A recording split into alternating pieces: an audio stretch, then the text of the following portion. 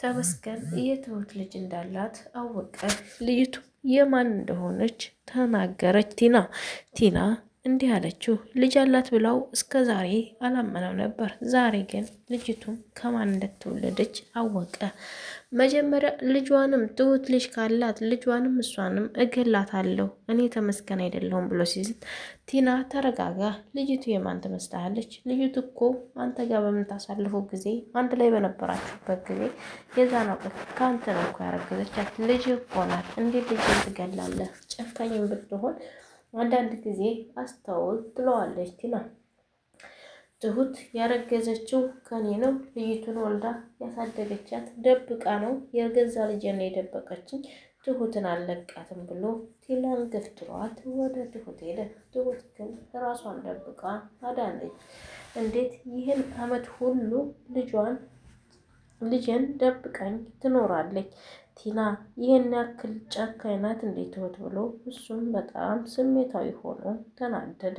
ትሁት ግን እንደዚህ አይነት ነገር መደበቅ አልነበረባትም። እንግዲህ ወደደችም ጠላችም ማሳወቅ ነበረባት። ምክንያቱም የገዛ ልጁን የቅርብ ሩቅ ሆና አጠገቡ እያለች ጥሏት ቢሄድም ቢጎዳትም ምንም ቢላትም ቢያስገድደው ቢደፍራትም ልጅ ናት ማሳወቅ ነበረባት። በህግና በሱ ፊት ልጅ ናት እመን ብላ ካላመነ የራሱ ጉዳይ ብላ ልጇን ይዛ ማደን ነበረባት። አሁን ግን ልጅቱ ራሱ ይከብዳታል።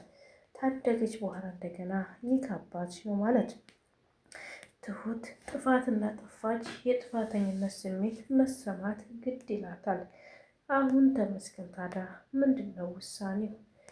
ኤደን ደግሞ ካሌብ ጋር ያላችሁን ፍቅር ግልጽ አድርጉና ተጋቡ። አባዬንም ግራ አታጋቡት። እንኳን አባዬን እኛን ራሱ ግራ አጋባችሁን። እንዴት ነው የምታስቡት? እያለች እሷ ራሱ ትጠይቃታለች። ትሁት ደግሞ እኔና ካሌብ ምንም አይነት ግንኙነት የለንም። እባክሽ ቲና ምንም እንድትይኝ አልፈልግም።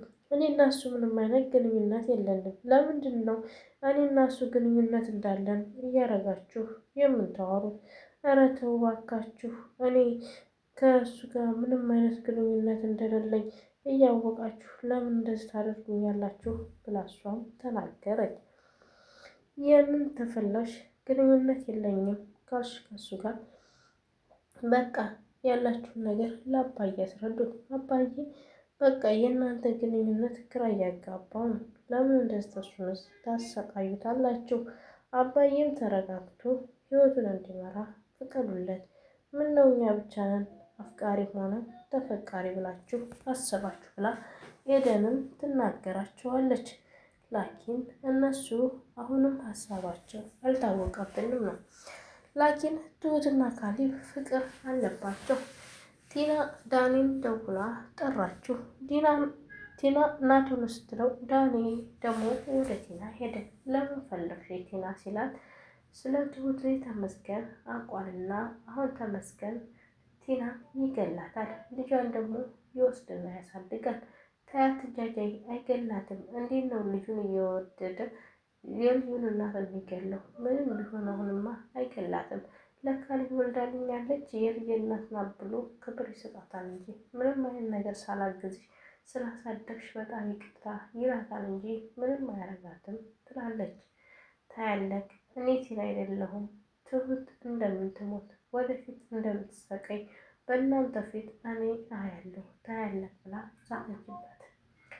እሱም በቃ እንደፈለገች ያድርግ፣ የፈለገውን ማድረግ ይችላል። እንግዲህ ትሁትንም በአቅማችን ልንከላከልላት እንችላለን። አቅም ከሌለን ደግሞ እንግዲህ ያው ቀሪ ነው ይላታል። እሷም እሺ ትልና በቃ ችግር የለውም ብላ ትሄዳለች። ዳኒ በጣም ተናደደ። እንዴት ትነግረዋለሽ? አንቺ ነሽ የነገርሽው ልጅ እንዳላት ለምን ተናገርሽ? አንቺ ሴት አይደለሽ? ለምን አታዝኝላትም? ሴት እስከሆንሽ ድረስ ለእሷ ማዘን ነበረብሽ። አንቺ ግን ተናገርሽባት፣ አሳልፈሽ ሰጥሻት። ቆይ አንቺ እንዴት ነው የምታስቢው? ሲላት እሷም አያገባህም፣ የፈለግኩትን ማድረግ መብቴ ነው። አንተ ምን አገባህ? ለእሷ ብለህ ነው እንዲህ ተቆርቁረህ ነው እንዲህ ከአስር የምትናገረኝ አለችው። ቢሆንም ምንም ቢሆን ይችን የሴት ልጅ እስከሆነ ድረስ አንቺ ማዘን ነበረብሽ። ለምን አላዘንሽላትም? ለምን አላከበርሻትም? እያለ ይላት ያዘ። ላኪን ትሁት አሁን ግራ ገብቷታል። ከአሁን ወዲያስ ተስፋ ቆርጣለች። የመኖርም አላማ ይኖራት አይመስለኝ። ተመስገን ይፋታኛል ብላ በብዙ አይነት አላማ ሮጠች። ግን ተመስገን ወደ ውስጧ እየገባ እንጂ እየወጣ አልመጣላትም። ትሁት እባክሽ ምን ልሆን እያለች ትሁትም ብቻዋን እራሷን ትጠይቃለች። አባዬ ትሁት ምንም አትጨናነቂ፣ ምንም አይሆኑም፣ ልጆችሽም ልጅሽም እናት እህትሽም ልጅ እህትሽም ምንም አይሆኑም እያለ ቢላትም እሷ ግን ይገሉብኛል እያለች ማልቀስ ይዛለች። ትሁት ደግሞ ለልጇ ስትል የማታደርገው ነገር ስለሌለ አሁን ላይ ትሁት ወደ ተመስገን እንደምትሄድ እርግጠኛ ነኝ። ምክንያቱም ለምንድን ነው ብትሉ ልጇ ሁሉ ነገሯ ናት። እናት ለልጇ ብዙ ዋጋ እንደምትከፍለው ትሁትም ለልጇ ብዙ ዋጋ ትከፍላለች።